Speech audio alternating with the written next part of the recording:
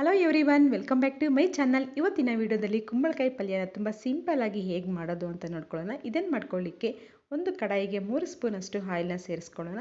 Oil ಬಿಸಿ ಆದಮೇಲೆ ಇದಕ್ಕೆ ಸಾಸಿವೆ ಹಾಗೆ ಒಂದು 2 ಸ್ಪೂನಷ್ಟು ಕಡಲೆಬೇಳೆ ಹಾಕ್ಕೊಂಡು ಫ್ರೈ ಮಾಡ್ಕೊಳ್ಳೋಣ. ಇಲ್ಲಿ ಬೇಕಿದ್ರೆ ನಿಮಗಿನ್ನು ಉದ್ದಿನಬೇಳೆನೂ ಸಹ ಸೇರಿಸ್ಕೋಬೋದು. ಹಾಗೆ ಇದರ ಜೊತೆಗೇ ಒಂದು ಈರುಳ್ಳಿನ ಕಟ್ ಮಾಡಿ ಸೇರಿಸ್ಕೊಂಡ್ಬಿಟ್ಟು ಈರುಳ್ಳಿ ಸ್ವಲ್ಪ ಲೈಟ್ ಕಲರ್ ಬರೋವರೆಗೂ ಫ್ರೈ ಮಾಡ್ಕೊಳ್ಳೋಣ. ಆಮೇಲೆ ಇದಕ್ಕೆ ಖಾರಕ್ಕೆ ತಕ್ಕಂತೆ ಹಸಿಮೆಣಸಿನ್ಕಾಯಿನ ಸೇರಿಸ್ಕೊಳ್ಳೋಣ.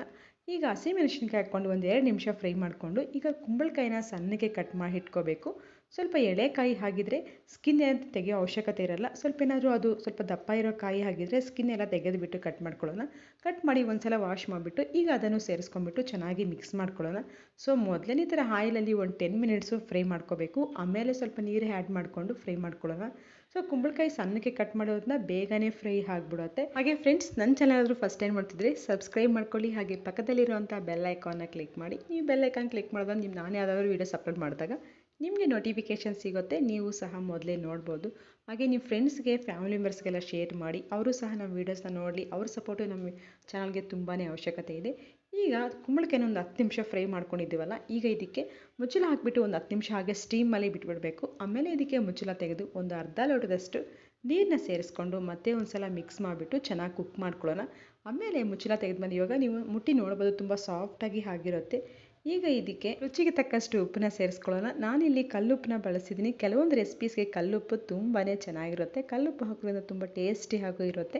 ನಿಮ್ಗೇನಾದ್ರು ಕುಂಬಳಕಾಯಿ ಒಂದು 10 ನಿಮಿಷಕ್ಕೆಲ್ಲ ಬೇಯ್ದಿಲ್ಲ ಅಂತಂದರೆ ಇನ್ನೊಂದು 5 ನಿಮಿಷ ಹಾಗೆ ಸ್ಟೀಮ್ ಮಾಡ್ಕೊಳ್ಳಿ. ನಾವು ಹಾಕಂಥ ನೀರೆಲ್ಲನೂ ಫುಲ್ಲೆಲ್ಲ ಇದು ಡ್ರೈ ಆಗಿರಬೇಕು.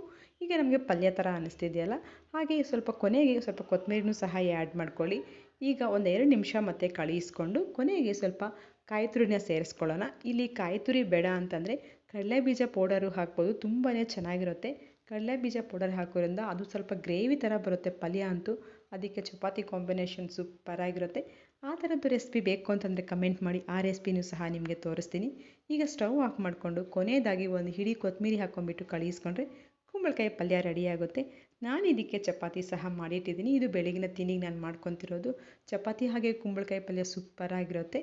ಅಲ್ಲಿ ಅಂತೂ ಅಕ್ಕಿ ರೊಟ್ಟಿ ಜೊತೆಗೆ ಆಗಿರ್ಬೋದು, ಚಪಾತಿ ಜೊತೆಗೆ ತುಂಬಾ ಚೆನ್ನಾಗಿರುತ್ತೆ. ಈ ಕುಂಬಳಕಾಯಿ ಪಲ್ಯ ರೆಸಿಪಿ ನಿಮಗೆ ಇಷ್ಟ ಆಗಿದ್ದರೆ ಒಂದು ಲೈಕ್ನ ಮಾಡಿ, ಹಾಗೆ ಸಬ್ಸ್ಕ್ರೈಬ್ ಮಾಡ್ಕೊಳ್ಳಿ. ಸಬ್ಸ್ಕ್ರೈಬ್ ಮಾಡ್ಕೊಳ್ಳೋದನ್ನು ಮರಿಬೇಡಿ.